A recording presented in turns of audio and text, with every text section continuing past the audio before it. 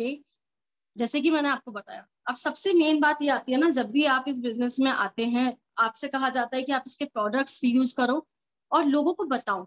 जब हम लोगों को बताते हैं तो सिर्फ प्रोडक्ट्स नहीं, प्रोडक्ट्स के आसपास के लोगों के मन में बहुत सारे क्वेश्चनिंग्स आते हैं, और वही वो क्वेश्चंस के सवाल अगर हमें क्लियर नहीं होंगे, वो सवालों के जवाब हमें क्लियर नहीं होंगे, तो कहीं ना कहीं आके हमारी रफ्तार तो स्लो होती ही है, साथ ही साथ हमारा मोटिवेशन भी लूज हो जाता है।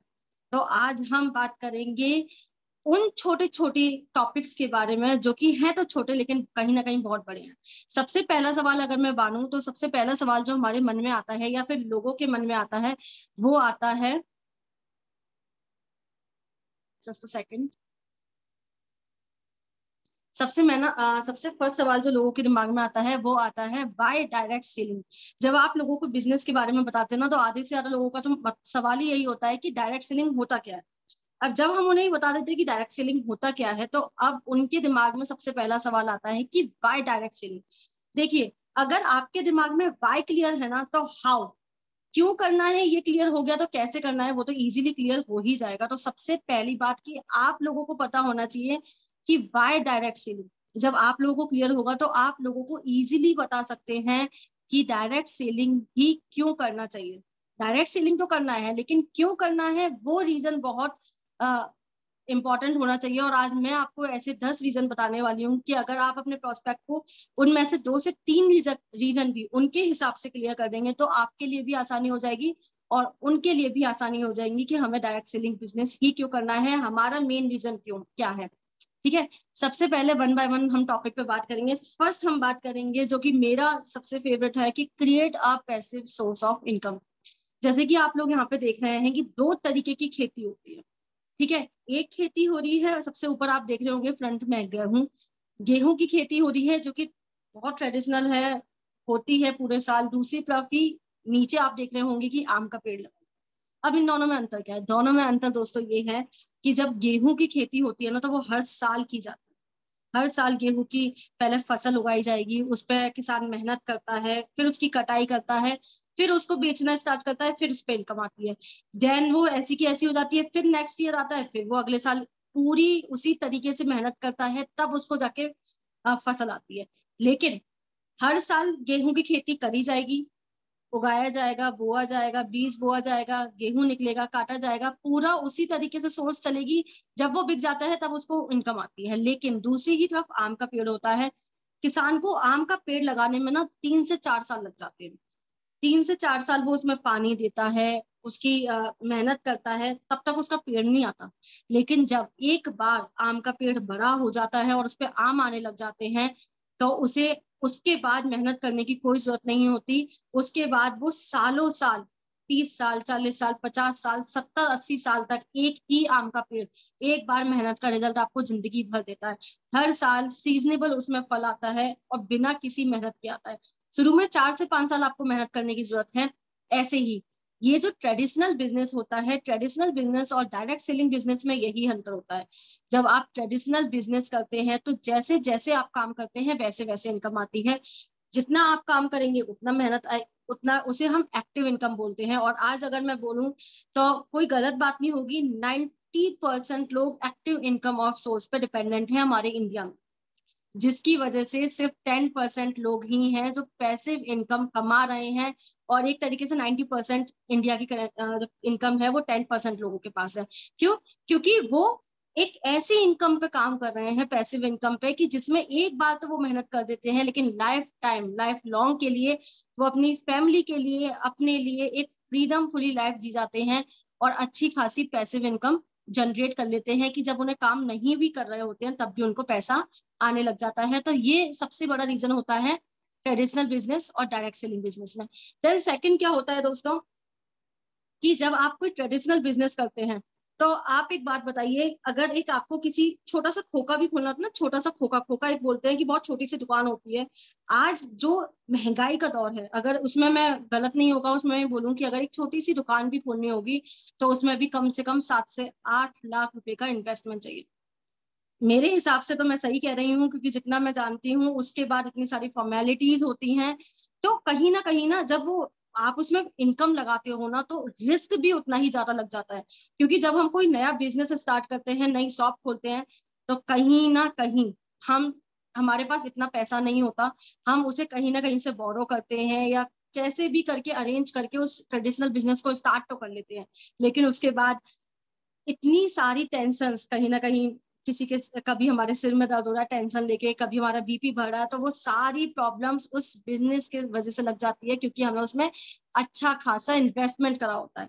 और उस बिजनेस को भी इन्वेस्टमेंट करने के बाद 2 से 3 साल एक नॉर्मल अपना आपका जो इन्वेस्टमेंट था उसको निकालने में लग जाते हैं, इनकम तो बात की बात है।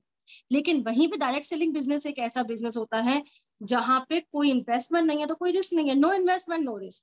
आपको एक बना बनाया कंपनी ने एक अच्छा खासा बिजनेस एम्पायर खड़ा करके दे दिया है, आपको एक अच्छी खासी दुकान खोल के दे दी है, आपको कुछ नहीं करना, you can build a risk free business. सारा सिस्टम कंपनी ने तैयार करके रख दिया है, आपको तो बस उसे यूज करना है, बिजनेस करना है और अपनी इनकम जनरेट करनी है। तो ये सबसे अच्छा रीजन है कि आप एक build free risk free business को बिल्ड कर सकते हैं। थर्ड पॉइंट है, यू कैन स्टार्ट नाउ। अगर आप ट्रेडिशनल बिजनेस करते हैं दोस्तों, तो अगर आप एक छोटा सा कोई भी बिजनेस आप ले लीजिए, 5 से 6 महीने आपको फॉर्मेलिटीज में निकल जाते हैं। कभी कोई फॉर्म, कभी कोई फॉर्म, 33 से 34 तरीके की अलग अलग फॉर्मेलिटीज कंपनी की मतलब गवर्नमेंट को करनी होती है, गवर्नमेंट के लिए करनी होती है, जिसमें 6 से 7 महीने लग जाते हैं। लेकिन अगर आपको बिजनेस स्टार्ट करना है तो डायरेक्ट सेलिंग बिजनेस आपके लिए बेस्ट ऑप्शन है, क्योंकि आप इसको अभी की अभी, you can start right now. सिर्फ एक छोटा सा फॉर्म भरना है जो चुटकियों में करने लायक है, एक छोटा सा फॉर्म फिल होगा और आप बिजनेस स्टार्ट करने के कैपेबल हो जाएंगे। आप आज से अभी से इस बिजनेस को बिल्ड कर सकते हैं। तो सबसे मेन बात है कि पैसिव इनकम जनरेट कर रहा है, रिस्क फ्री है, इन्वेस्टमेंट भी नहीं है, और साथ ही साथ आपके लिए कोई भी आपको टाइम भी नहीं मांगता। अगर आप आज से एक सिर्फ माइंड सेट करना है कि मुझे बिजनेस करना है, तो आप अभी से बिजनेस को स्टार्ट कर सकते हैं और इसी महीने से बिना किसी फॉर्मेलिटीज के इनकम को कमाने के काबिल बन सकते हैं। नेक्स्ट आता है दोस्तों पार्ट टाइम बिजनेस है। आप ट्रेडिशनल बिजनेस में अगर आप कोई भी बिजनेस करेंगे, आपको कुछ भी करना है, जॉब भी करनी है, तो आपको पुराना जो भी आप कर रहे होंगे ना उसको आपको क्विट करना पड़ेगा। कहीं ना कहीं आप भी जानते होंगे, आपको एक बिजनेस करने के लिए दूसरे बिजनेस को क्विट करना पड़ता है। आप साथ में 3-4 बिजनेस लेकर नहीं कर सकते। या अगर आपको कोई भी कंपनी ऐसे फॉलो नहीं करती कि आप आधा टाइम 5 घंटे इस कंपनी में जॉब कीजिए, 5 घंटे उस कंपनी में जॉब कीजिए। आपको कोई भी बिजनेस या जॉब करनी होगी तो आपको उसके लिए दूसरे बिजनेस या जॉब को छोड़ना पड़ेगा। लेकिन डायरेक्ट सेलिंग बिजनेस की खास बात यह है कि इसे आप अपनी नॉर्मल लाइफ को, अपनी जो आपकी लाइफ पहले से चल रही है उसको बिना डिस्टर्ब करे भी इसे पार्ट टाइम में 1 से 2 घंटे में कर सकते हैं। लेकिन इसकी खास बात यह है कि इसे आप पार्ट टाइम में तो कर सकते हैं, लेकिन इसे हमें सम टाइम में नहीं करना है। पार्ट टाइम दिन का 2 घंटे से हमें देना ही देना है। हमें ये नहीं है कि हम 1 महीने में 2 घंटे दे रहे हैं, आज टाइम नहीं मिला, कल टाइम मिला, आज हमें ये करना है, कल हमें ये करना है, परसों हमें ये करना है, नहीं। ये बिजनेस को हमें रेगुलर वे में करना होता है, पार्ट टाइम में करना होता है, सम टाइम में नहीं करता। तभी ये बिजनेस आपको उस इनकम तक पहुंचा पाता है और आपके ड्रीम को पूरा कर पाता है। तो ये पार्ट टाइम बिजनेस है, इसकी खास बात है। और साथ ही साथ ये नो प्रायर एक्सपीरियंस रिक्वायर्ड। आज दोस्तों आप किसी भी ट्रेडिशनल बिजनेस में जाते हैं या कहीं पे जॉब के लिए भी अप्लाई करते हैं तो अच्छा खासा रिज्यूमे आपसे मांगा जाता है। जॉब के लिए जाएंगे तो बहुत सारी टर्म्स एंड कंडीशंस हैं।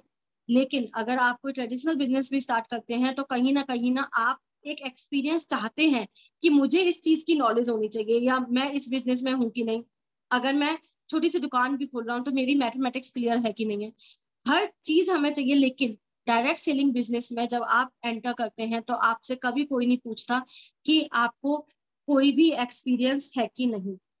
अगर आपको नो एक्सपीरियंस, नो प्रॉब्लम। अगर कोई कहता है कि मेरी एज 50+ है, नो प्रॉब्लम। अगर कोई कहता है कि मैं तो अभी स्टूडेंट हूँ, नो प्रॉब्लम। कोई कहता है कि मैं एक लेडीज हूँ, मैं घर से बाहर नहीं जा सकती, नो प्रॉब्लम।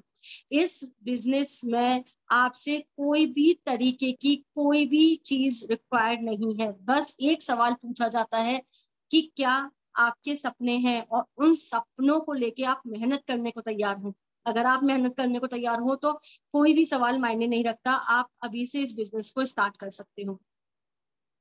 साथ ही साथ इसमें 6 पॉइंट ये है कि यू कैन हेल्प पीपल। दोस्तों आप कुछ भी करते हैं ना तो आप वहां पर सिर्फ अपने लिए कमाते हैं, अपने लिए लाइफ जीते हैं, अपनी फैमिली के लिए जीते हैं, आप कभी किसी की हेल्प नहीं कर सकते। लेकिन डायरेक्ट सेलिंग बिजनेस की खास बात यह है कि यहाँ पे मुझे सबसे अच्छी चीज यही लगी कि एक बंदा, एक इंसान जो है वो तभी आगे बढ़ सकता है जब वो दूसरे की हेल्प करता है, दूसरा तभी आगे बढ़ सकता है जब वो तीसरे की हेल्प करता है। यहाँ पे हम एक दूसरे की हेल्प करके ही आगे बढ़ सकते हैं, एक दूसरे के साथ रहकर ही आगे बढ़ सकते हैं। तो ये बिजनेस एक तरीके से लोगों को वेल्थ देने का काम करता है, लोगों को हेल्प करने का काम करता है। मैं आपसे सवाल करती हूँ कि अगर आपसे मैं पूछूं कि आप किसी को 10 रुपए देते हैं तो आप उसकी ज्यादा हेल्प कर पाएंगे, या आप उसको 10 रुपए कमाना सिखा देते हैं तो आप उसकी ज्यादा हेल्प कर पाएंगे? ऑब्वियसली अगर आप उसे 10 रुपए सिखाने के भी काबिल बन गए ना तो वो उसकी सबसे बड़ी हेल्प होगी। और ये बिजनेस उसके लिए आपको अलाउ करता है कि आप दूसरों की हेल्प कर सके, उन्हें पैसा कमाने सिखाने में, उनको एक बिजनेस स्टार्ट करने में। देन नेक्स्ट आगे बढ़ते हैं, 7th है रिकॉग्निशन एंड एप्रिसिएशन। दोस्तों इसकी खास बात यह है कि मैं भी इस बिजनेस में इसीलिए आई थी क्योंकि मैं भी इस चीज की भूखी थी। आज हर इंसान यहाँ पे मान सम्मान का भूखा है। अगर मैं बात करूं, आप बहुत बड़ी किसी मतलब बहुत बड़ी कंपनी के मालिक है ना, या एक मैनेजर है या बहुत अच्छी पोस्ट पे हैं, तो भी आपको सिर्फ उसी कंपनी के लोग जानते होंगे, आपके पड़ोसी भी आपको नहीं जानते होंगे। लेकिन अगर आप इस बिजनेस में एक बार मान सम्मान पा लेते हैं ना तो यहाँ पे बहुत ही कम अलग अलग सिटी के लोग भी आपको जानते होंगे कि आप कौन है, क्या कर रहे हैं, कैसे कर रहे हैं। यहाँ पे किसी को कुछ बताने की जरूरत नहीं होती। जो मान सम्मान मिलता है उसे लोग एक टाइम के बाद अपने आप देखने लग जाते हैं। और सबसे बड़ी पहचान ही इस बिजनेस की ये है। अगर मैं बड़ा एग्जाम्पल दूं तो कोई गलत नहीं होगा। आज अक्षी मैम 26 साल की उम्र में 14 लाख रुपए महीना कमा रही हैं। और ये बात मैं अपने मुंह से नहीं कह रही, जब मैं इस बिजनेस में नहीं आई थी तब भी मैंने उनके बारे में लोगों से सुन रखा था, उनके बारे में मैं जानती थी। तो सबसे खास बात यह है कि आपको यहाँ पे मान सम्मान मिलता है जो कि अदर बिजनेसेस में नहीं मिलता। दूसरी चीज है पर्सनल ग्रोथ। दोस्तों ये मिलने मिलाने का बिजनेस है। यहाँ पे लोगों से आप बात करते हैं, मिलते हैं, शेयरिंग करते हैं, लोगों के बारे में जानते हैं, उनके ऑब्जेक्शंस को हैंडल करते हैं। तो खुद पे खुद जब आप लोगों से बात करते हैं ना तो आपकी पर्सनल ग्रोथ खुद पे खुद होने लग जाती है। और अगर मैं बोलूं ये चीज जो पर्सनल ग्रोथ यहाँ पे आपको बात करने से मिलेगी ना, 2 से 3 महीने में आप अपनी पर्सनैलिटी में डेवलप देखते हैं, आप अपने अंदर चेंज देखते हैं। इतना चेंज शायद आपको अगर लोग 3-3 साल का कोर्स लेते हैं उसमें भी इतना चेंज नहीं देख पाएंगे जो पर्सनल चेंज आप यहाँ पे देखते हैं। तो अच्छी खासी पर्सनल ग्रोथ होती है। साथ ही साथ दोस्तों ये जो बिजनेस है वो सिग्निफिकेंस का बिजनेस है। अगर मैं बात करूं तो आप लोगों की लाइफ में ना एक पॉजिटिव चेंज लाते हैं। और हकीकत में आप यहाँ पे एक मायने की जिंदगी जीते हैं। जब आप लोगों की लाइफ में कुछ चेंज लाते हैं, कुछ अच्छा करते हैं, तो आप यहाँ पर एक अच्छी खासी जिंदगी जीते हैं और पूरे खुल के जीते हैं। जब कहते हैं ना कि हम दूसरों के लिए कुछ अच्छा करते हैं तो हम खुद भी अच्छा फील करते हैं। एक सेकंड,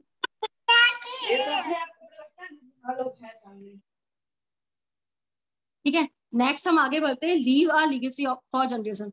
अगर दोस्तों ये बिजनेस की खास बात यही है कि यहाँ पे आप अपनी नेक्स्ट जनरेशन के लिए भी एक अच्छी लीगेसी छोड़ के जा सकते हैं।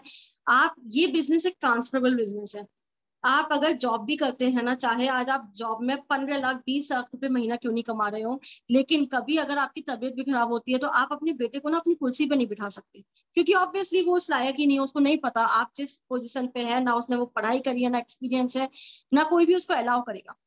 बट इस बिजनेस को आप वहीं की वहीं जिस आज पोजीशन पे है आप हैं, आप चाहे 10 लाख कमा रहे हैं, 15 लाख कमा रहे हैं, एक टाइम के बाद जब आप नहीं काम कर पाते तो आप उसे अपनी नेक्स्ट जनरेशन या जो भी आपका होगा उसको आप दे सकते हैं। वहीं की वहीं से वो इस बिजनेस को स्टार्ट कर सकता है। मतलब आप कहीं ना कहीं अपने फ्यूचर को, अपने जो जनरेशन्स हैं उनके लिए एक बनी बनाई पूंजी, उनको संपत्ति देके जाते हैं और उनके लिए एक अच्छा बिजनेस छोड़ जाते हैं। तो ये खास बात थी बाय डायरेक्ट सेलिंग। आज आपको क्लियर हो गया होगा कि कौन से 10 पॉइंट्स हैं, और इनमें से अगर आप 2 से 3 पॉइंट भी अपने प्रोस्पेक्ट के हिसाब से उनको चूज करने को देंगे ना तो गारंटेड उसको भी सॉल्व हो जाएगा कि हाँ मुझे डायरेक्ट सेलिंग बिजनेस ही करना है, और क्यों करना है ये भी उसको तय हो जाएगा। नेक्स्ट अब हम जानते हैं कि अब हमने ये तो देख लिया कि हमें डायरेक्ट सेलिंग बिजनेस करना है, हमें क्लियर हो गया कि हमें करना है और क्यों करना है। लेकिन डायरेक्ट सेलिंग बिजनेस की अगर मैं बात करूं तो यहाँ पे आज बहुत सारी कंपनियां हैं, बहुत अच्छी अच्छी कंपनियां भी हैं। तो सबसे दिमाग में दूसरा सवाल ये आता है प्रोस्पेक्ट के कि मैं डायरेक्ट सेलिंग बिजनेस तो करूंगा लेकिन मोदी केयर ही क्यों करूं? Why Modi care? अब दोस्तों ये सवाल की अगर मैं बात करूं तो बहुत इंपॉर्टेंट सवाल है और इसका जवाब भी जानना बहुत जरूरी है, क्योंकि अगर आप कभी अपने किसी भी फैमिली मेंबर के लिए घर में शादी होती है, लड़के लड़की की भी शादी होती है, तो अगर आप उसके लिए भी कोई घर चुनते हैं ना, तो उसके बारे में अच्छे से नॉलेज लेते हैं, अच्छे से पता करते हैं। अगर आपको इवन कोई छोटा सा मोबाइल भी खरीदना होगा ना 10,000 रुपए का, तो अभी आप उस कंपनी के बारे में डिटेल में देखते हैं, उस कंपनी के बारे में अच्छा से पता करते हैं कि नोकिया ही क्यों लेना है, सैमसंग ही क्यों लेना है, HTC क्यों ही लेना है, या आईफोन क्यों लेना है। जब हम एक मोबाइल के बारे में इतना पता करते हैं, तो ये तो हमारी लाइफ का सवाल है, हमारे फ्यूचर का सवाल है। हम एक बिजनेस करने जा रहे हैं, तो हम उस कंपनी के बारे में क्यों नहीं पता करें। तो अब दोस्तों सबसे मेन सवाल आता है कि buy Modi care, Modi care ही क्यों करना है। तो आइए मैं अब आपको बताने जा रही हूँ वो छोटे छोटे 10 पॉइंट। फर्स्ट है Modi care India first direct selling company. दोस्तों इंडिया की पहली डायरेक्ट सेलिंग कंपनी जो थी ना, उसका नाम है मोदी केयर। हाँ जी, आज अगर मैं इसको बात करूं तो 26 साल मोदी केयर कंपनी ने डायरेक्ट सेलिंग इंडस्ट्री में पूरे कर लिए हैं। और कहते हैं ना कि पहली चीज पहली ही होती है, अगर आप पहला प्यार होता है तो उसको हम कभी भूल नहीं सकते। ऐसी पहली इंडियन कंपनी है जो अपने आप में एक अलग लेवल मेंटेन कर चुकी है। और अगर मैं इसकी बात करूं तो इंडिया में रहते हो, इंडियन हो, तो अगर आप इंडिया के लिए कुछ अच्छा करना चाहते हो, अगर आप इंडिया की अर्थव्यवस्था सुधारना चाहते हो, तो आप कहाँ पे कंट्रीब्यूट करोगे। आप इंडिया के जो बाहर इंटरनेशनल कंपनीज हैं उनको आप करोगे, या फिर अपनी मोदी के कंपनी को करोगे, अपनी इंडियन कंपनी पे आप पैसा इन्वेस्ट करोगे, अपने इंडियन कंपनी का अर्थव्यवस्था इंडिया की सुधारोगे ना। तो सबसे मेन रीजन है कि मोदी केयर इंडिया की कंपनी है और भी फर्स्ट डायरेक्ट सेलिंग कंपनी है। नेक्स्ट है दोस्तों, ये जो कंपनी है वो एक बहुत ही स्ट्रॉन्ग बैकग्राउंड, स्ट्रॉन्ग के मोदी ग्रुप का हिस्सा है। अगर मैं मोदी एंटरप्राइजेस की बात करूं तो दोस्तों 70,000 करोड़ से ज्यादा का एम्पायर है इसका, 28,000 से ज्यादा एम्प्लॉयज काम करते हैं, 90 से ज्यादा देशों में ये फैला हुआ है। और अगर इसकी बात करूं तो बहुत ही स्ट्रॉन्ग बैकग्राउंड है, जिसकी वजह से कंपनी जबरदस्त तरीके से स्टैंड है। ऐसा नहीं है कि किसी भी कंपनी में उतार चढ़ाव नहीं आते, इसमें भी उतार चढ़ाव आते हैं। कुछ साल इसके बहुत अच्छे रहे तो कुछ साल डाउन भी हुआ, लेकिन क्योंकि बहुत अच्छे बिजनेस बैकग्राउंड से है, आज से नहीं, ये बिजनेस जो है वो लगभग 100 साल पुराना है कंपनी, तो एक अच्छे बैकग्राउंड की वजह से कंपनी टिकी हुई है और फास्टेस्ट ग्रोइंग कंपनी है, लगातार बढ़ती चली जा रही है, बढ़ती चली जा रही है और नए नए कीर्तिमान हासिल कर रही है। अगर मैं इनके कुछ ग्रुप्स की बात करूं तो मोदी एंटरप्राइजेस जो है, इसका जो हिस्सा है केकी मोदी इंटरनेशनल ग्रुप है, 24/7 जिसके बारे में सब जानते होंगे, कलर बार के बारे में सब जानते होंगे, पान मसाला के बारे में सब जानते होंगे। मोदी केयर फाउंडेशन उसी कंपनी का एक हिस्सा है, जिसकी वजह से हमारी बैकबोन जो है वो इतनी स्ट्रॉन्ग है। साथ ही साथ दोस्तों समीर मोदी जो है, अब ये पुरानी PDF है, आजादी प्लान चलता था जो 10 तरीके की इनकम देती थी। आज समीर मोदी ग्लोबल प्लान आया है जो कि 12 तरीके की इनकम दे रहा है। बहुत स्ट्रॉन्ग तरीके से ये इनकम देता है, लाइफ लॉन्ग आपको पैसे कमाने का मौका देती है और आपकी लाइफ में एक पॉजिटिव चेंज लाती है। देन दोस्तों बात करूंगी मैं इसके प्रोडक्ट की। अगर मैं इसके प्रोडक्ट्स रेंज की बात करूं तो आज 800 से ज्यादा कैटेगरीज में, 800 से ज्यादा कैटेगरीज है हमारे पास प्रोडक्ट्स की, और 14 अलग अलग कैटेगरीज में प्रोडक्ट्स हैं हमारे पास। जो चीज आप घर में यूज करते हैं A to Z चीज हमारे पास है, आप घर में यूज करते हैं, लोगों को गिफ्ट देते हैं, सब कुछ हमारे पास अवेलेबल है। और अगर मैं मोदी केयर की डेफिनेशन बोलूं इसके प्रोडक्ट्स रेंज के हिसाब से, तो इसकी डेफिनेशन भी बहुत सिंपल है दोस्तों, miracles of dreams. Modi care means होता है miracles of dreams and innovation, call and reach everyone. जब आप इतने चमत्कारी प्रोडक्ट्स लेकर अपने घर वालों तक पहुंचते हैं, तो एक बहुत अच्छा सा मिरेकल होता है। और यही मिरेकल होता है जो लोगों को खुद पे खुद इस बिजनेस में लाने को मजबूर कर देता है। इसकी जो बैकबोन है ना, वो ही ये प्रोडक्ट्स हैं, वो ही इसकी क्वालिटी है। नेक्स्ट दोस्तों, इसका जो सबसे बड़ा पॉइंट है वो है वैल्यू फॉर मनी। आज ये इंटरनेशनल क्वालिटी के प्रोडक्ट्स हमें देती है, हम तक पहुंचाती है मोदी केयर कंपनी, वो भी इंडियन प्राइस पे, बहुत चीप प्राइस है।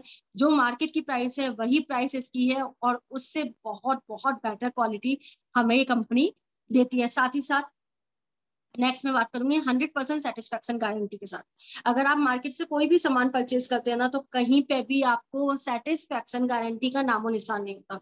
अगर आप कोई चीज लेकर आए, चाय पत्ती भी लेकर आए, उस पर हल्का सा कट भी लग गया ना, तो दुकानदार की कोई गारंटी नहीं है, उसे कोई मतलब नहीं है, उसने उसको दे दिया।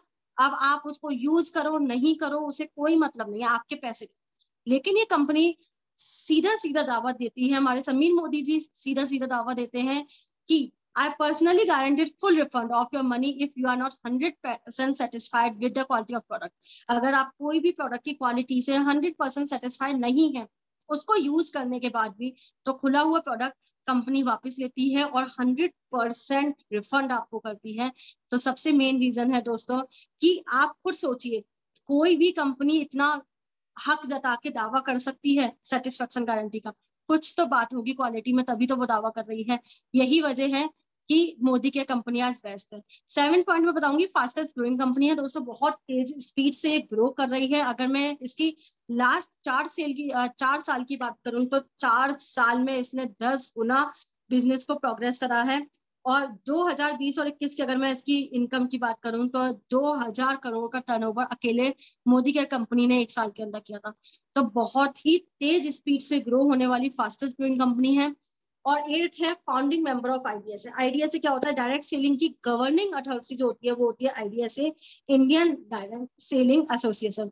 और सबसे खास बात ये है, जब ये एक बनी थी आईडीएसए कंपनी गवर्न हुई थी, तो उसका जो फाउंडिंग मेंबर था उनमें से एक नाम मोदी केयर था, और साथ ही साथ ये फिक्की के भी एक्टिव मेंबर है। 9 पॉइंट ये है इसका जो सक्सेस प्रिंसिपल्स बाय मोदी के, एसपीबीएम। हमारा जो ट्रेनिंग सिस्टम है वो इतना स्ट्रांग है जो कि इसको सबसे अलग खड़ा करता है।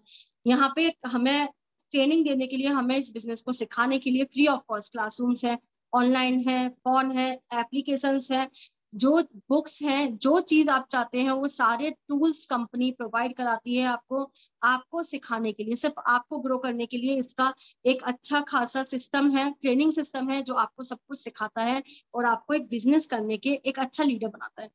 नेक्स्ट जो इसका है सबसे मेन 10th जो मैं रीजन बताऊंगी, समीर मोदी जी। हाँ जी, ये समीर मोदी जी ये हैं जो मोदी केयर एंटरप्राइजेस के एमडी एंड फाउंडर हैं। इन्होंने ही इसकी नींव रखी थी आज से 26 साल पहले। और सबसे मेन रीजन है ये इस जो बिजनेस को एक ग्रैंडफादर की तरह, फादर की तरह, सन की तरह हर तरीके से इस बिजनेस को बिल्ड कर रहे हैं और हमारे साथ कदम से कदम मिला के यहाँ पे खड़े हैं। तो दोस्तों ये 10 रीजन है कि हमें मोदी केयर ही क्यों चूज करना चाहिए। अब हमने जाना कि हमें डायरेक्ट सेलिंग क्यों करना है, मोदी केयर क्यों करना है, ये क्लियर हो गया। अब हम जानेंगे कि हमें इस बिजनेस को करने में ऐसी कौन कौन सी गलतियां हैं जो हमें आगे दोहरानी नहीं है। हमें जब गाड़ी चलाना सिखाया जाता है ना, तो हमें ये तो सिखाया जाता है ही कि हमें कौन सा गियर कब लगाना है, कौन सा गियर कब लगाना है, लेकिन दोस्तों साथ ही साथ ये भी बताया जाता है कि कौन सी गलती नहीं करनी है जिससे एक्सीडेंट के चांसेस कम रहे। मतलब अगर हम इस बिजनेस में भी क्या करना है हम सीखेंगे, तो क्या नहीं करना है ये भी जानना बहुत जरूरी है। कुछ छोटी छोटी ऐसी मिस्टेक्स होती हैं जिसकी वजह से हम बिजनेस को ग्रो नहीं कर पाते, तो आज हम शॉर्ट में वही जानेंगे 1 बाय 1 करके। फर्स्ट है री इन्वेंट अ व्हील। दोस्तों आज से हजारों साल पहले पहिए का इन्वेंट हो चुका था, और पहिया गोल होता है ये सब जानते हैं। उसी सिस्टम को गाड़ियां फॉलो करती हैं, चाहे गाड़ी करोड़ों की क्यों ना हो। अगर आप 15 से 20 करोड़ की भी गाड़ी खरीदेंगे ना, उसमें पहिए का अगर आप देखेंगे तो वो सर्कल ही होगा, स्क्वायर नहीं होता।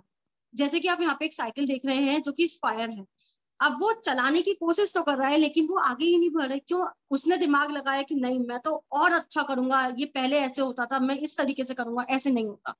अगर कंपनी ने कोई सिस्टम को बनाया है तो उसी सिस्टम को फॉलो करके आज लीडर्स लाखों रुपए, करोड़ों रुपए कमा रहे हैं।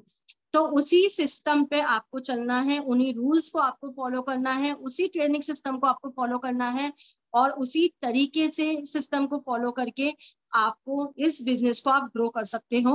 तो हमेशा जो चीज है उसको रीइन्वेंट नहीं करना है, जो सिस्टम बना हुआ है हमें उसी को फॉलो करना है।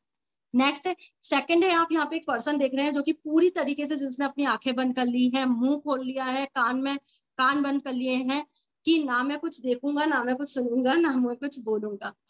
क्योंकि वो अपने आप को इतना ज्यादा होशियार समझता है कि उसे लगता है मेरे को सब पता है, मेरे को सब आता है, मुझे ये बिजनेस ऐसे होता है, ये बिजनेस वैसे होता है। वो सीखने और सिखाने को, समझने को तैयार ही नहीं है। लेकिन आप इस बिजनेस को तभी ग्रो कर सकते हैं जब आप सीख सकते हैं। अगर आप सीखना ही नहीं चाहते ना, तो आपकी इस बिजनेस में कोई भी हेल्प नहीं कर सकता। लेकिन अगर आप सीखने के लिए तैयार हैं तो कोई इस बिजनेस में आपको रोक नहीं सकता। तो ये खास बात है कि हमेशा सीखने के लिए तैयार रहो, अपने आप ही कमाने तो आप लग ही जाओगे। थर्ड पॉइंट है थिंकिंग शॉर्ट टर्म। कुछ लोग इस बिजनेस में आते हैं जो कि ये सोचते हैं कि ये एक अमीरी वाला पेड़ है, ये एक ऐसा सिस्टम है कि मैं रातों रात अमीर होने वाला हूँ, आज मैंने फॉर्म भरा, कल मेरे को लाखों का चेक आएगा। तो इस थिंकिंग के साथ नहीं आना है दोस्तों। इस बिजनेस में आपको एक तरीके से, चाइनीज बैम्बू ट्री के बारे में आपने सुना हो, चाइनीज बम्बू ट्री क्या होता है, उसमें एक बहुत सिंपल सा है, 3 से 5 साल का वो पेड़ होता है, लेकिन जब वो पेड़ ग्रो हो जाता है, 3 से 5 साल उस पेड़ को बनने में लगते हैं, लेकिन जब वो पेड़ बड़ा हो जाता है 3 से 5 साल में, तो जो वो फल देता है वो अनस्टॉपेबल होता है। लेकिन आज वो बम्बू ट्री की अगर मैं चाइनीज की बात करूं तो वो हर कोई पेड़ नहीं लगा सकता। क्यों? क्योंकि लोगों की छोटी छोटी सोच होती है। वो ये चाहते हैं कि अगर हम आज मेहनत कर रहे हैं तो पैसा भी हमें आ जाए। वो आगे के लिए जीना ही नहीं चाहते। वो सिर्फ दिन के पैसे के हिसाब से, महीने के पैसे के हिसाब से जीना चाहते हैं। वो अपनी लाइफ को फ्यूचर के लिए नहीं देखते। तो अगर आपको इस बिजनेस को करना है तो आपको लॉन्ग टर्म बिजनेस के साथ करना होगा कि अगर मैं इस बिजनेस में आया हूं तो मुझे 3 से 5 साल मेहनत करनी है, उसके सीखना है, सिखाना है, मेहनत करनी है, और उसके बाद जो मैं इनकम यहाँ से कमाऊंगा ना, वो इनकम मैं लाइफ टाइम कमाने वाला हूं। तो उसको इस बिजनेस, इस सोच के साथ यहाँ पे आना है, तभी वो अपने बिजनेस को डेवलप कर पाएगा। नेक्स्ट आप यहाँ पे देख रहे हैं not talking to enough people. बहुत से लोग क्या गलती करते हैं, जैसे कि आप एक कपल देख रहे हैं, इन्हें, इन कपल्स को बोला गया था कि सपने देखो, सपने देखे, सपने देखो और आप इस बिजनेस में जीत जाओ।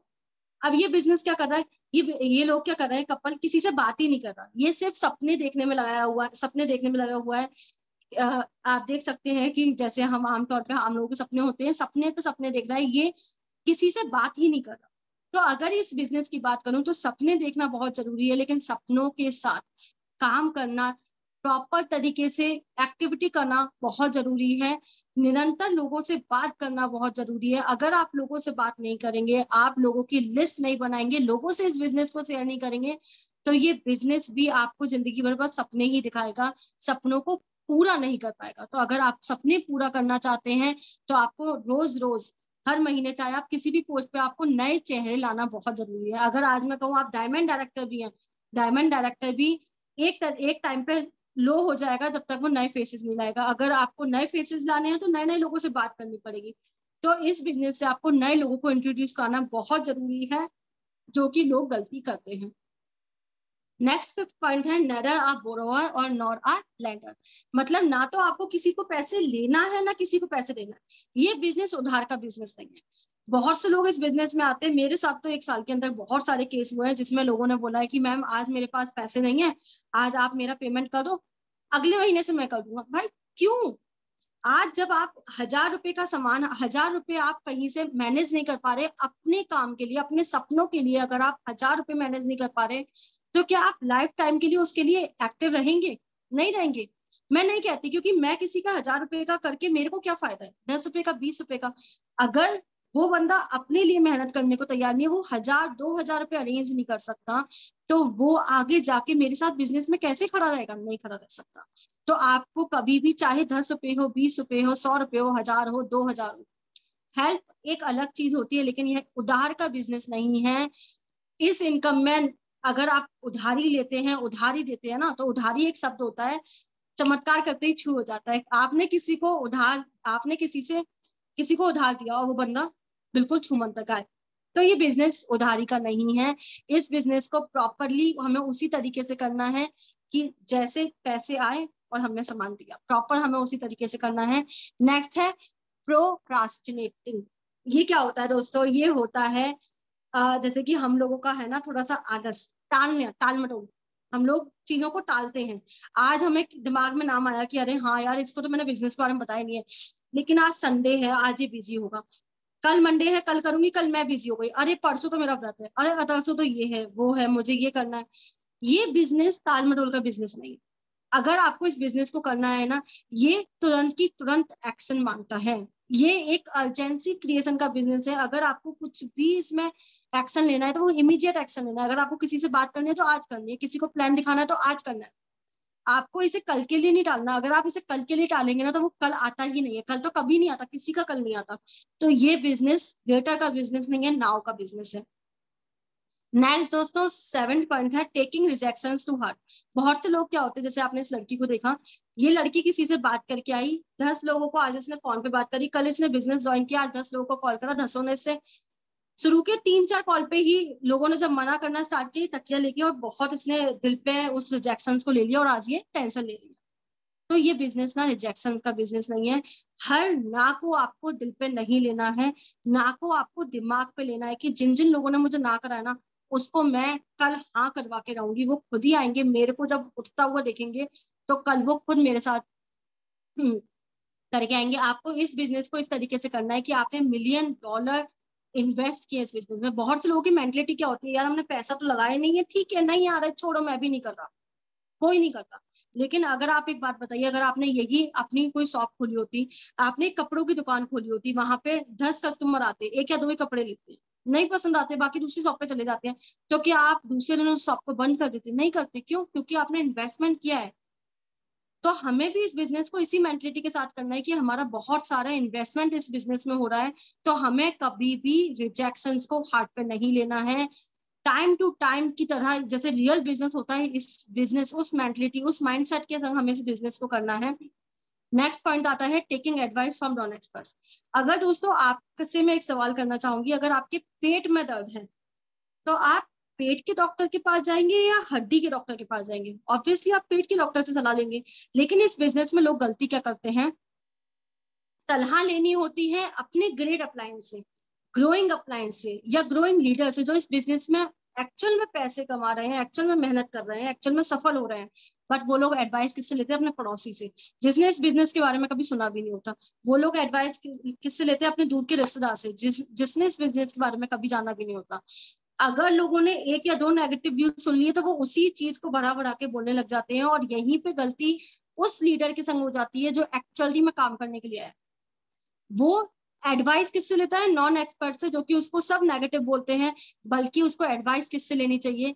इस बिजनेस के जो मेन एक्टिव लीडर्स हैं उनसे एडवाइस लेनी चाहिए, जिससे कि जब भाई जो पैसे कमा रहा है वही तो आपको पैसे कमाना सिखा पाएगा ना। जो खुद ही पैसे नहीं कमा रहा तो उससे अगर आप एडवाइस लेंगे तो वो तो आपको ऑब्वियसली नेगेटिव एडवाइस ही देगा। तो हमेशा बात करो तो उस इंसान से करो जो आपको तरक्की दिला सके। इस चीज को समझ के हमेशा लोगों से एडवाइस लेनी चाहिए। एडवाइस तो फ्री की मिलती है, लेकिन आपको किसकी एडवाइस लेनी है किसकी नहीं लेनी है ये आप पे डिपेंड करता है। नेक्स्ट दोस्तों 9th है टॉकिंग नेगेटिव। इस बिजनेस की सबसे बड़ी गलती क्या होती है? अगर कोई भी चीज हमें नेगेटिव लगती है तो हम उसे अपने सराउंडिंग फैलाने लग जाते हैं। अगर हम किसी अप्लायंस से बात कर रहे हैं तो उससे बोलते हैं, हम किसी डाउनलाइन से बात कर रहे हैं तो उससे नेगेटिव बोलने लग जाते हैं। लेकिन इस बिजनेस की खास बात यह है, इस बिजनेस क्या, आप किसी भी बिजनेस में चले जाओ, आप जैसा बोलते हो, जैसा सोचते हो, जैसा समझते हो, आपके साथ हकीकत में वैसा होने लग जाता है। तो कभी भी नेगेटिव टॉक हमें किसी से भी नहीं करनी है। पॉजिटिव सोचना है, पॉजिटिव रखना है, पॉजिटिव बातें करनी है, तो पॉजिटिव ही होता है। जैसा आप करते हो वैसा ही डुप्लीकेट आपकी टीम के साथ भी होता है। तो अगर आप पॉजिटिव सोचोगे, पॉजिटिव बातें करोगे अपने सिस्टम के बारे में, तो आपका जो डाउनलाइन है वो भी पॉजिटिव बातें करेगा आपके सिस्टम के बारे में। नेक्स्ट दोस्तों लास्ट पॉइंट जो है वो है नॉट मैनेजिंग टाइम। दोस्तों सबसे मेन बात क्या होती है कि आपको अगर कोई भी काम करना है तो कल की प्लानिंग आज रात को करके रखनी है। अगर आप 11 बजे बेड पर सोने चले जाते हैं तो 10 से 11 आपको 1 घंटा सिर्फ इसी चीज को देना है कि कल मुझे कितने घंटे, कितने बजे से कितने बजे तक मैनेज करना है, किस तरीके से प्लान पे वर्क करना है। जब आप टाइम निकालने लग जाते हैं, टाइम को मैनेज करके चलते हैं ना, कि 1 घंटा मेरे को प्रोस्पेक्टिंग करनी है, 1 घंटा मुझे लोगों से बात करनी है, 1 घंटा मेरे को फॉलो अप करना है, 1 घंटा मेरे को सिर्फ प्लान ही प्लान दिखाना है। जब इस तरीके से आप टाइम को मैनेज करके चलते हैं ना, तो ये बिजनेस आपके लिए वर्क करता है। जब आप बिजनेस के लिए वर्क करते हैं ना, तो बिजनेस खुद पे खुद आपके लिए वर्क करने लग जाता है। तो दोस्तों ये थे 10 कॉमन मिस्टेक्स। लेकिन अब मैं आगे आपसे शेयर करने वाली हूँ, जस्ट 1 मिनट। हाँ, अब मैं आपसे नेक्स्ट टॉपिक पे बात करने वाली हूँ, वो है 10 tips on how to do effective home meetings. दोस्तों जब हम इस बिजनेस को शेयर करते हैं तो 2 तरीके होते हैं। पहला तरीका जो कि आज तक चला आ रहा है वो है होम मीटिंग, और सेकंड तरीका जो अब कोरोना की वजह से, पैंडेमिक की वजह से है, वो है ऑनलाइन। लेकिन आज ऑनलाइन कैसे होता है सब जानते हैं, लेकिन होम मीटिंग करने के क्या क्या फायदे होते हैं और किस तरीके से करनी चाहिए कि वो पूरी तरीके से एक अच्छा पॉजिटिव रिजल्ट दिखाए, आज हम उनके 10 टिप्स के बारे में 1 बाय 1 बात करेंगे। तो सबसे पहला जो पॉइंट है, प्रिपरेशन मेक्स अस परफेक्ट। जब हम किसी को भी प्लान दिखाने जाते हैं ना, डायरेक्ट उसके घर पे जा रहे हैं, उसे किसी प्रॉपर जगह पे बुला रहे हैं या उसे अपने घर पे बुला रहे हैं, प्लान दिखाने के लिए, तो उसको हम होम मीटिंग बोलते हैं, जिसमें हम मिलके करते हैं, 1-to-1 या ग्रुप में भी कर सकते हैं। तो दोस्तों उसके लिए हमें एक प्रॉपर प्रिपरेशन की जरूरत होती है, हमें एक अच्छी प्रिपरेशन की जरूरत होती है। हमारे पास डेमो किट होनी चाहिए, डिस्प्ले के लिए एक अच्छा सा होना चाहिए, एक सिटिंग अरेंजमेंट अच्छा होना चाहिए, हमारे पास टूल्स अच्छे से होने चाहिए, और हमारी प्रेजेंटेशन बहुत सिंपल एंड यूनिक होनी चाहिए।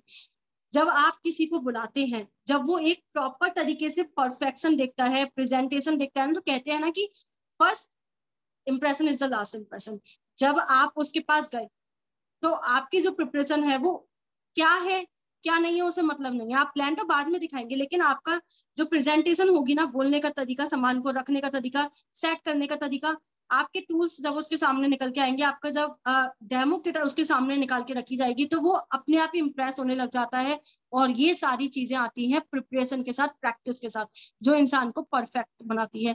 तो दोस्तों एक अच्छी प्रिपरेशन के साथ उनके साथ जाएं, जिसमें आपके पास प्रॉपर एक किट होनी चाहिए जब आप उसके पास जाते हैं, जिसमें आप डिस्प्ले करने वाले हैं प्रेजेंटेशन को, वो आपके पास होना चाहिए। चाहे लैपटॉप हो सकता है, चाहे आप डायरी और पेन के साथ दिखा रहे हैं तो एक प्रॉपर बुक होनी चाहिए आपके पास, लैपटॉप दिखा रहे हैं तो लैपटॉप पे एक अच्छी सी पीडीएफ प्रॉपर रेडी होनी चाहिए आपके पास।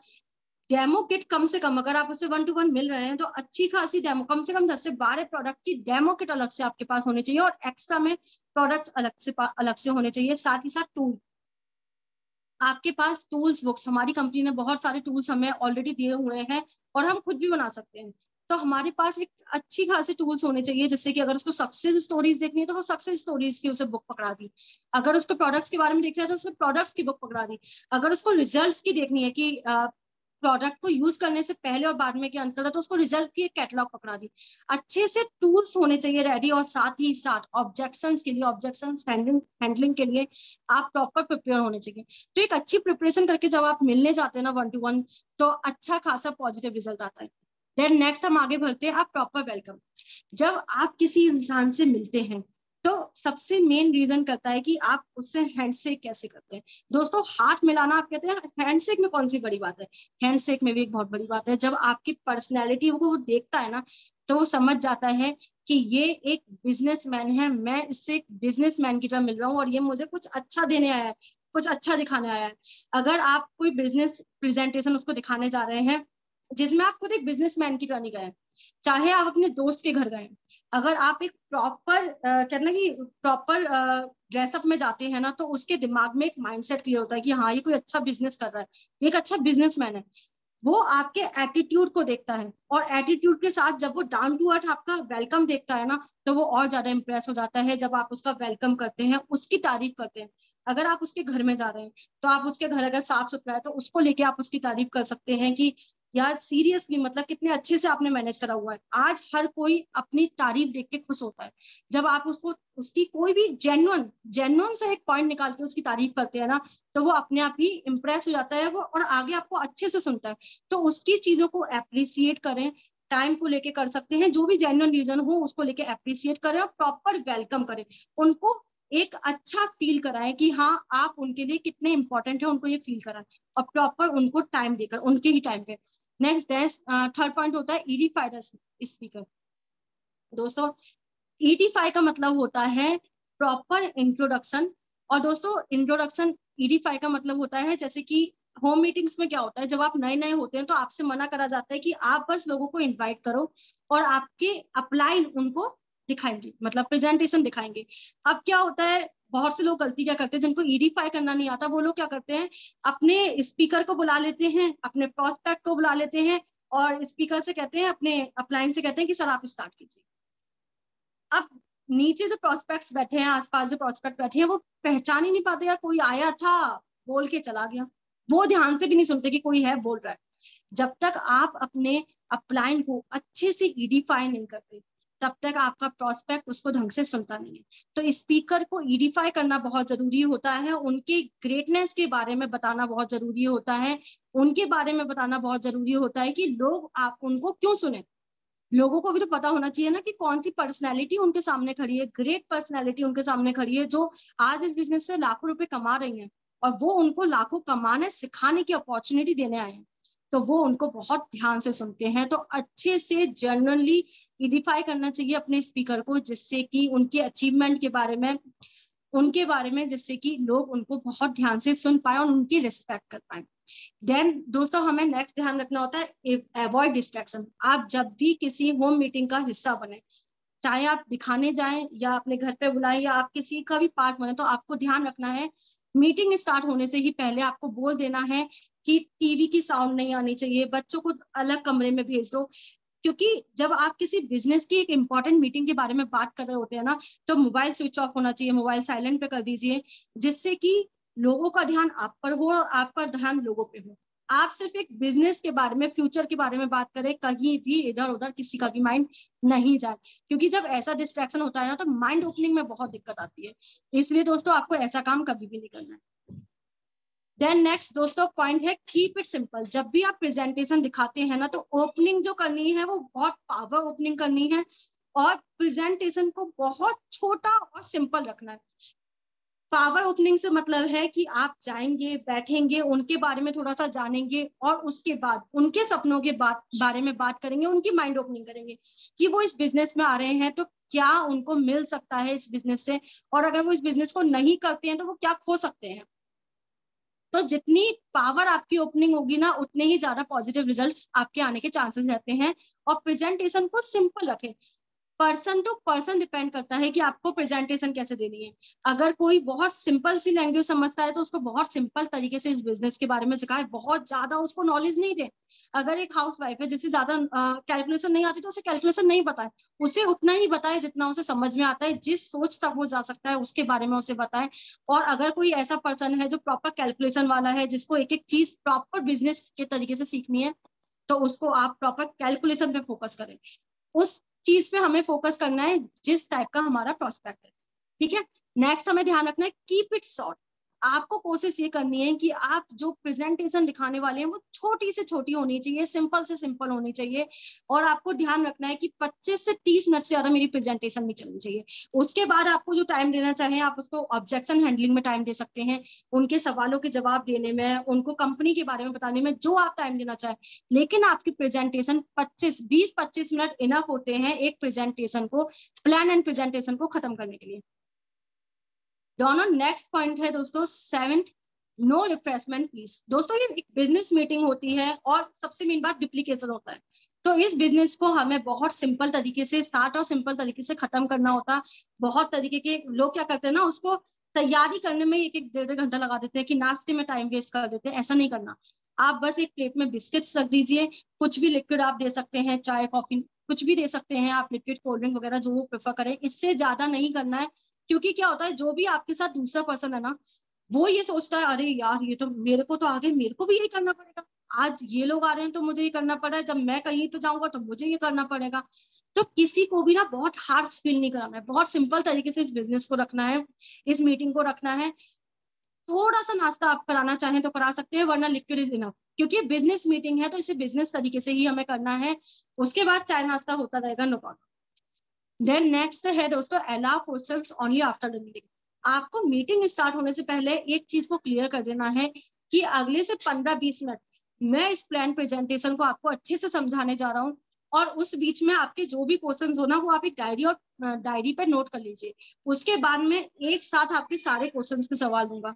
उसमें क्या होता है दोस्तों, लोग क्या करते हैं, आपने पहला पेज प्रेजेंटेशन दिखाया, लोगों के सवाल स्टार्ट हो गए, दूसरा प्रेजेंटेशन दिखाया, लोगों के सवाल स्टार्ट हो गए। तो हमें ऐसा काम नहीं करना है। हमें पहले ही लोगों को बता देना है कि क्वेश्चंस मीटिंग के टाइम पे नहीं पूछे जाएंगे। 15-20 मिनट आप अच्छे से प्लान एंड प्रेजेंटेशन को समझिए और अपने मन में जो भी सवाल आ रहे हैं उनको लिख लीजिए। उसके बाद 1 बाय 1 करके मैं आपके सारे सवालों के जवाब अच्छे से दूंगा, और फिर आप दीजिए उनके सारे प्रॉब्लम, जो भी माइंड में क्वेश्चन चल रहे हैं उनको सॉल्व कीजिए। देन दोस्तों 9th आता है पावर क्लोजिंग। जैसे मैंने आपको बताया ना, पावर ओपनिंग होती है, ऐसे ही पावर क्लोजिंग भी होती है। आप जब किसी मीटिंग को क्लोज कर रहे हैं, तो आप मीटिंग को क्लोज करते समय उससे 3 मैजिकल सवाल पूछते हैं, और 3 मैजिकल सवालों के भी जवाब ऐसे होने चाहिए जो आप ही के फेवर में होने चाहिए।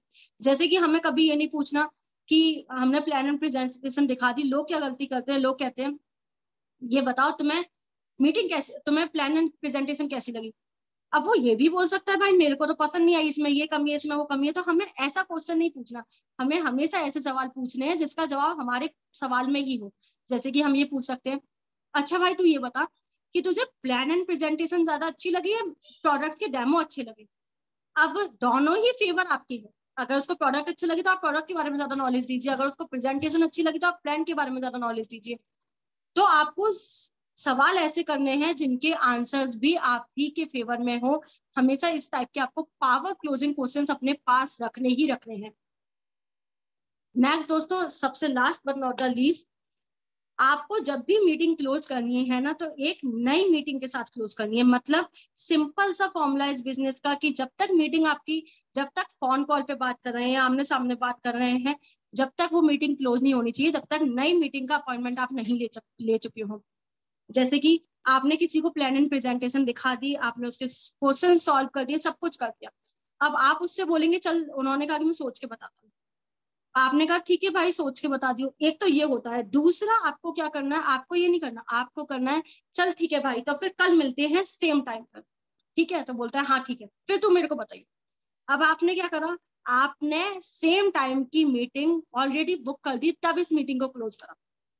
तो हमेशा जब भी आप किसी से भी बात करें तो एक मीटिंग का, नेक्स्ट मीटिंग का टाइम जरूर लें, उससे पहले उस मीटिंग को क्लोज नहीं करें। हमेशा book a meeting from a meeting, meeting से ही दूसरी मीटिंग को बुक करके चलें। तो दोस्तों और सबसे मेन बात, अब मैं लास्ट टॉपिक है होम मीटिंग्स की। होम मीटिंग्स क्यों सही रहती हैं या इफेक्टिव रहती हैं? फर्स्ट, कन्वीनियंट होती है दोस्तों, बहुत ज्यादा लपड़ टप्पड़ नहीं होती। आपने सामने वाला अपने पड़ोसी है उसको कॉल करा कि भाई ठीक है मेरे पास तेरे लिए एक जबरदस्त ऑफर है, एक जबरदस्त अपॉर्चुनिटी है, बता कब मिल रहा है? कल आऊं शाम को 6 बजे। बस 1 मिनट की कॉल करियो, शाम को 6 बजे आप उसके पास पहुंच गए। उससे 1 घंटे पहले आपने उसको रिमाइंड करा दिया कि हम 1 घंटे में आ रहे हैं। तो बहुत कन्वीनियंट रहती है। सेकंड, नो कॉस्ट, कोई कॉस्ट नहीं होती। जैसे आप हैं वैसे, बस आपको कोई भी कॉस्ट नहीं है, जैसे आप हैं वैसे आप उसके घर पे चले जाएंगे अपने टूल्स के लेकर। देन डुप्लीकेबल है, आप जब जाते हैं तो अपने डाउनलाइन को लेके जाते हैं, अपने अपलाइन को लेके जाते हैं। जब आपका डाउनलाइन आपके साथ वाले लोग देखते हैं तो वो सीखते हैं और वो ही उसको डुप्लीकेबल करते हैं अपनी टीम में। तो इसे डुप्लीकेट करना बहुत ईजी हो जाता है जब वो आपके साथ रहता है। देन फोर्थ, प्रोडक्टिव, और इसके रिजल्ट्स बहुत प्रोडक्टिव आते हैं। ऑनलाइन मीटिंग के इतने रिजल्ट्स प्रोडक्टिव नहीं है, पॉजिटिव नहीं है जितने की होम मीटिंग के हैं। जब आप फेस टू फेस किसी से बात करते हैं ना, उसको समझते हैं, उसको टाइम देते हैं, तो वो एक अलग ही रिजल्ट उसका निकल के आता है।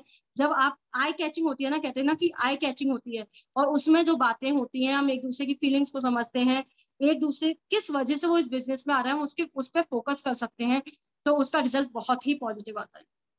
तो दोस्तों ये था मेरी तरफ से आज का। आई होप आपको ये पॉइंट्स क्लियर हुए हों। और ये पॉइंट्स दोस्तों ऐसे हैं कि मैं इन पर जितनी भी बातें कर लूँ वो कम है। ऑलरेडी मीटिंग काफी, मैंने आपका टाइम ज्यादा ले लिया है। लेकिन कैसी आपको मीटिंग लगी हो, कैसे आपको कुछ पॉइंट समझ में आए हो नहीं आए हो, वो जरूर बताइएगा। तो मेरी तरफ से इतना ही। Thank you so much. और अब मैं ब्रिज सर को